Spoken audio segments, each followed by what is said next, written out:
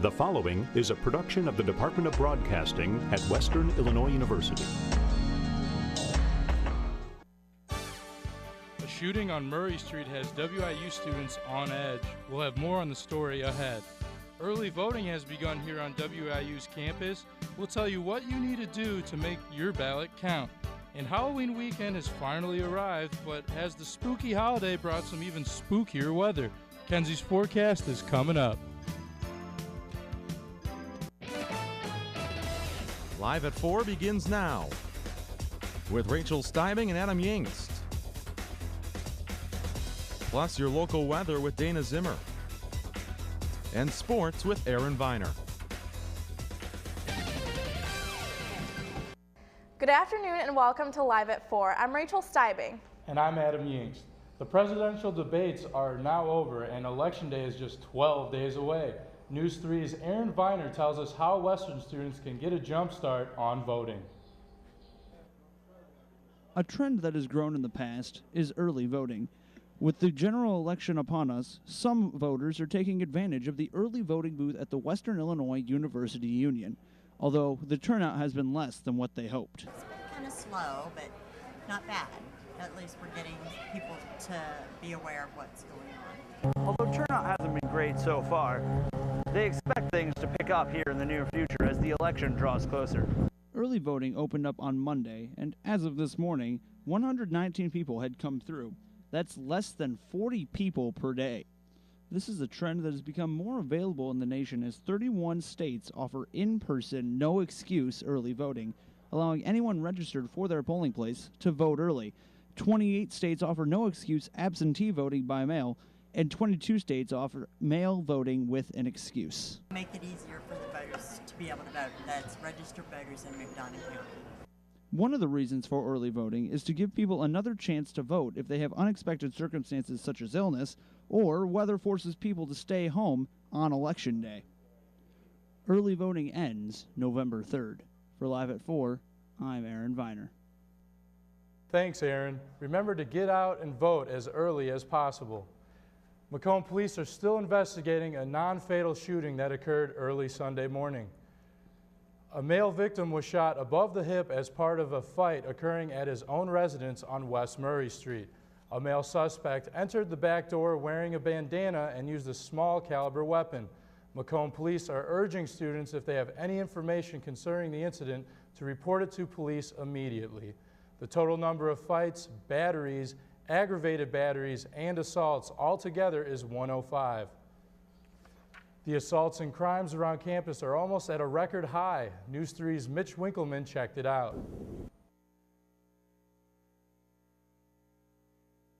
Many students have been worrying that something might happen to them. One thing is for sure, though, OPS is doing everything they can to prevent future attacks. On Friday and Saturday nights, we've increased our patrol on Adams Street to make sure that we reduce violent crime in that area. In addition, the university puts out 48 emergency call boxes that can be used by students. OPS wants students not to be reluctant when it comes to using the call boxes because they are there for a reason. What also should be taken in consideration is that just because you are off campus and your door is locked doesn't mean you are completely safe. Behind me is a staircase right here at the North Quad where the latest sexual assault has happened last weekend. And OPS want you students to know that there are safe ways to get around on campus. Student Patrol Escort Service, where students can call our office and get a walking escort anywhere on campus they need to go. There also has been many burglaries off campus, including one just last week on Calhoun Street. Broke into my house. As you could see, they kicked in the back door. They tried that a couple times, but obviously it did not work, so they started breaking off the wooding of the siding of the house. Locking your door is still the safest way to prevent break-ins. For Live at 4, I'm Mitchell Winkleman.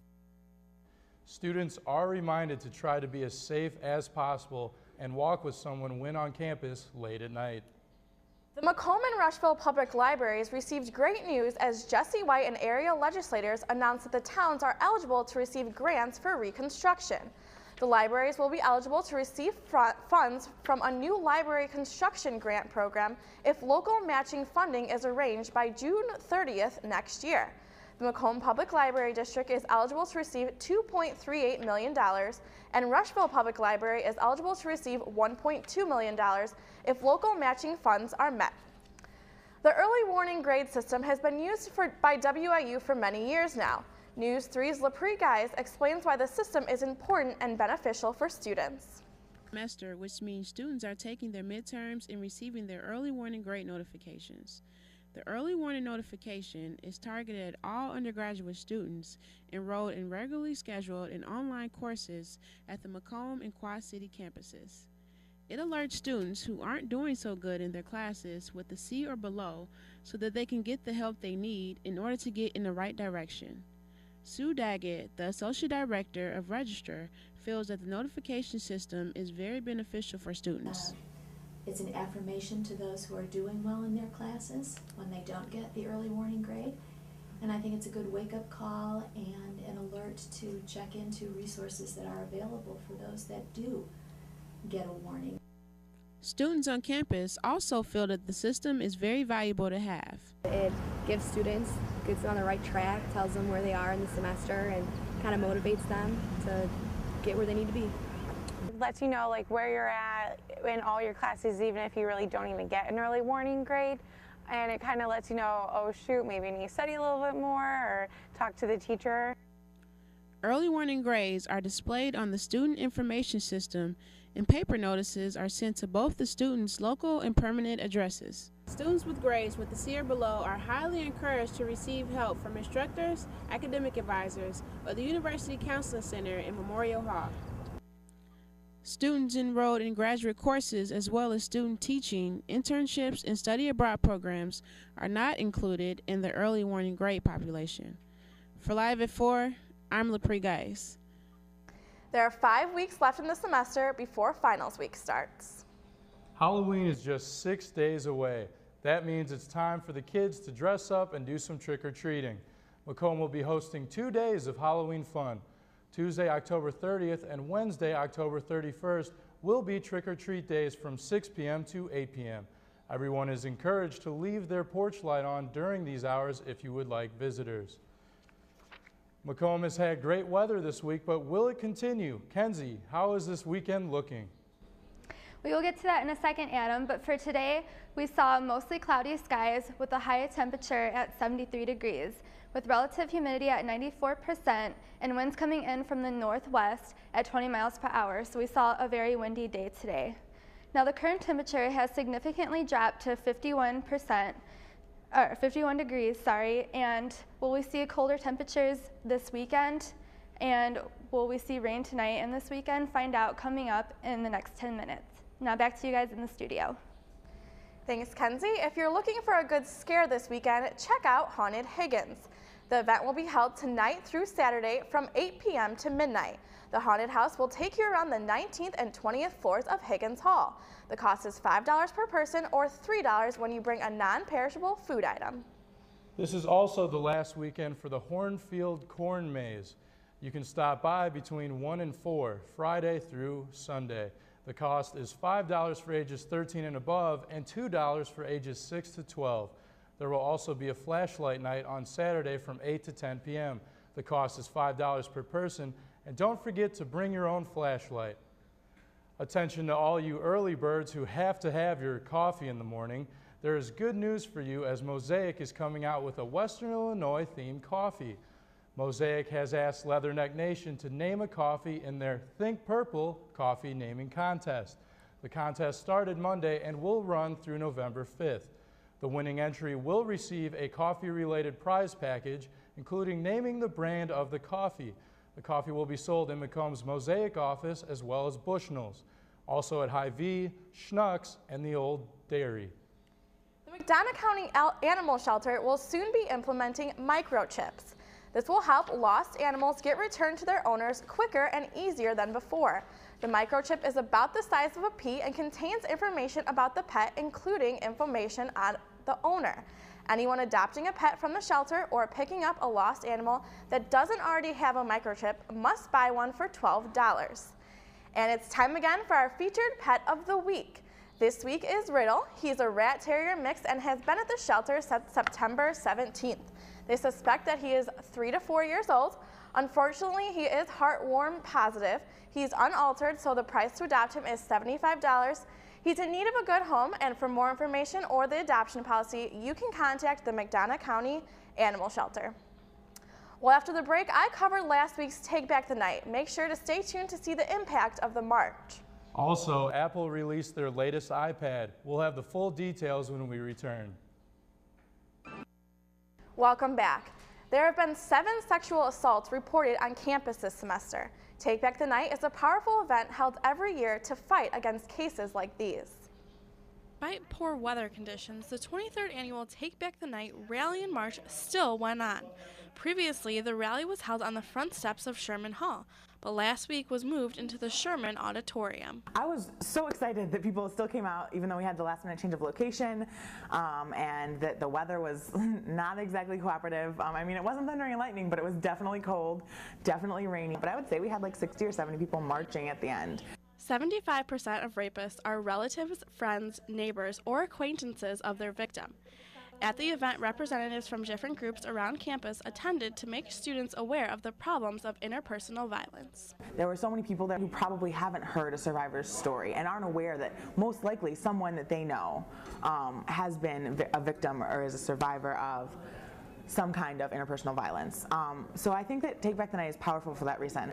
This is a big problem and it needs a big solution. Take Back the Night is held every October as part of Domestic Violence Awareness Month. The theme of this year's event was Speak Up, Speak Out, Speak Now. The ex-Marine who opened fire at a Wisconsin salon Sunday was reportedly out to kill his estranged wife. This is video from the scene in Brookfield, Wisconsin, located just outside of Milwaukee. Authorities say Radcliffe Houghton killed 3 women in the salon, then took his own life. His wife, Zena Houghton, who worked at the salon, was among those killed. 4 others were wounded. According to authorities, Zena Houghton was granted a 4-year restraining order Thursday against her husband. She told police he slashed her tires and threatened her because he was convinced she was cheating on him. The hottest new tech item may be small enough for Santa to stuff in your stocking, if you have a big foot. It's the iPad mini, just revealed by Apple, but is smaller really better? Here are the basics. The iPad mini has a 7.9-inch screen, about 1/3 smaller than the previous iPad and weighs less than a pound. The mini is also 23% thinner than the full-size iPad. But the late Steve Jobs, one of Apple's founders, once said a tablet should never be smaller than 10 inches. So what gives? One word: competition. The Kindle Fire costs $159, Google's Nexus 7 is $199, and about $300 cheaper than the current iPad model. The new iPad mini starts at $329. Kenzie will have the full forecast, including what to expect this weekend. We'll be right back after the break.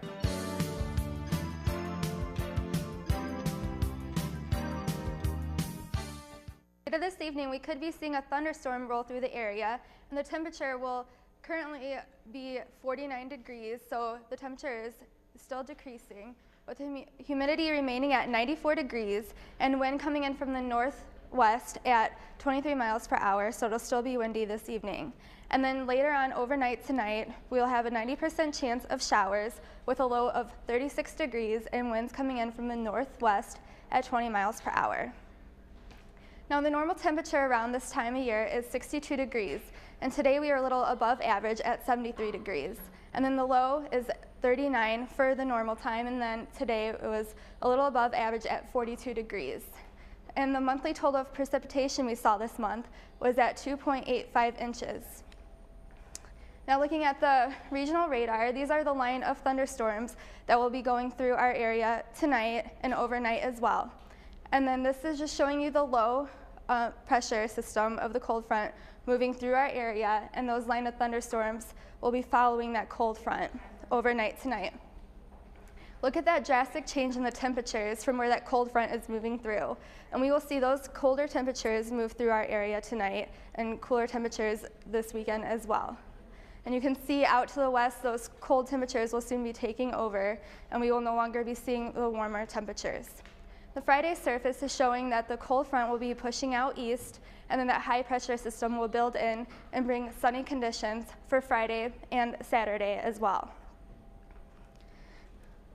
Now for the extended forecast, on Friday, Saturday, and Sunday, we will be seeing mostly sunny skies. So that will be good news for you trick-or-treaters out there. It will be in the low 50s. And then on Monday, we will see sunny skies with a high of 51 degrees. And then on Tuesday, we will see mostly sunny skies with a high of 51 and a low at 33. So Halloween weekend, it's gonna be pretty cold out there. Yeah, it'll be cold overnight for the college students who are going out, so make sure you bring a coat. Definitely. It'll be nice during the day. Well, that cold weather will help out football. Western Illinois football travels this weekend, and history was made in the first game of the World Series. Stay tuned for those stories and more in sports.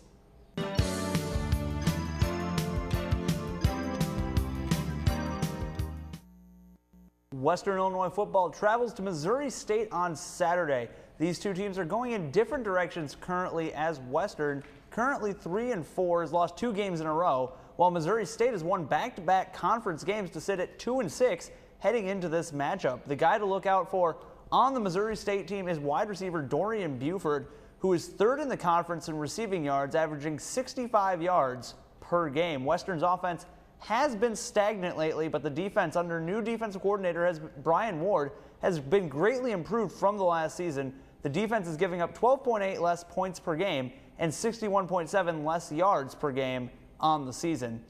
Last week, reporter Josh Gleason caught up with women's basketball head coach J.D. Gravina as part of our basketball preview. This week, he talks with senior guard Saleh Kontatate.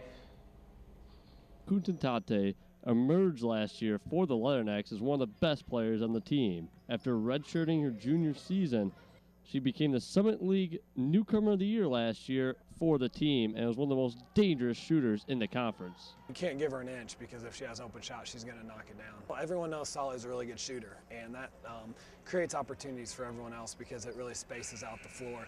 But Saleh also moves without the ball really well. That opens other people up, and she sees the floor about as well as anyone. So she's a lot more than a shooter, even though that's her strength.